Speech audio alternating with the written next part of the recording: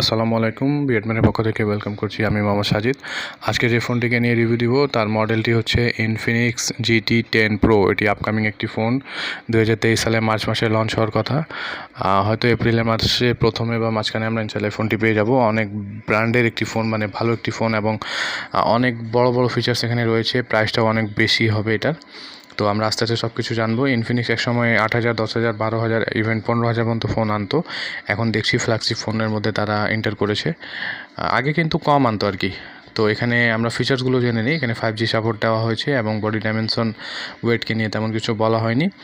আপনি সামনের দিকে গ্লাস পেয়ে যাবেন ফ্রন্টে, এবং পিছনের দিকে প্লাস্টিক ফ্রেম পাবেন, প্লাস্টিক ব্যাগ পাবেন। মানে ফ্রেমটাও প্লাস্টিক রয়েছে এবং ব্যাগটাও প্লাস্টিক রয়েছে। দুটি সিম পেয়ে যাবেন। এছাড়াও 6.8 ইঞ্চিস ইনফিনিক্স এবং টেকনো এই দুইটা সব সময় বড় ডিসপ্লে নিয়ে কাজ করে। তো 6.8 ইঞ্চিসের একটি IPS LCD প্যানেল বসানো হয়েছে। 180 এবং 2460 পিক্সেলসের একটি রেজলিউশন পেয়ে যাবেন।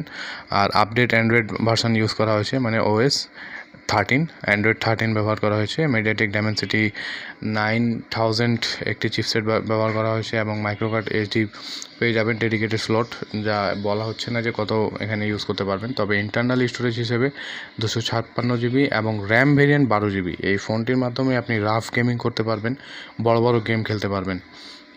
প্রসেসরটাও মোটামুটি ভালোই দিয়েছে। আর ক্যামেরা সেকশনটি আর একটি চমক রয়েছে। ক্যামেরা সেকশনে মেইন সেন্সর হিসেবে 200 মেগাপিক্সেলের একটি ক্যামেরা বসানো হয়েছে। আমি ঠিক জানি না যে এটা 200 মেগাপিক্সেল লেখে, কিন্তু আসলে দেয় কিনা। তো 200 মেগাপিক্সেলের একটি ক্যামেরা পেয়ে যাবেন, 13 মেগাপিক্সেলের আরেকটি এবং 2 মেগাপিক্সেলের আরেকটি ক্যামেরা, মানে মোট 3টি ক্যামেরা এখানে পেয়ে যাবেন। সেকেন্ডারি ক্যামেরা হিসেবে এখানে 16 মেগাপিক্সেলের। যারা ইউটিউবিং করেন বা ভ্লগিং করেন বা ভিডিওর জন্য কাজ করেন বা সেলফি টেলফি নেওয়া পছন্দ করেন, তাদের জন্য বেস্ট একটি ফোন হবে। ফোনের ডিজাইনটাও অনেক ভালো এবং স্লিম মোটামুটি বলা চলে আর কি। 4K-তে ভিডিও করতে পারবেন 180p ইয়াতে। আর এখানে তেমন কিছু বলা নেই। ফিঙ্গারপ্রিন্ট সাইড মাউন্টেড থাকবে, মানে সাইডে থাকবে। অ্যাক্সেলেরোমিটার, জাইরো, প্রক্সিমিটি সব কিছু রয়েছে। ব্যাটারি সেকশনটা একটু ইমপ্রুভ করা দরকার ছিল, যেহেতু বড় ডিসপ্লে, বড় ক্যামেরা, সব কিছুই বড়, মানুষ বেশি এটা রাফ ইউজ করবে, র্যাম বেশি। তো এখানে কমপক্ষে 7,000 বা 6,000 mAh ব্যাটারি ইউজ করার উচিত ছিল। এখানে 5,000 mAh ইউজ করা হয়েছে। ফাস্ট চার্জিংয়ের সাপোর্ট পেয়ে যাবেন। কসমিক ব্ল্যাক, হরিজেন ব্লু এবং স্কাইলাইট অরেঞ্জ, এই 3টি কালারে পেয়ে যাবেন। ফোনটির প্রাইস এখনও তেমন কিছু বলা হয়নি, তবে আমি আশা করি এই ফোনটি 25,000-এর নিচে আপনারা পাবেন না।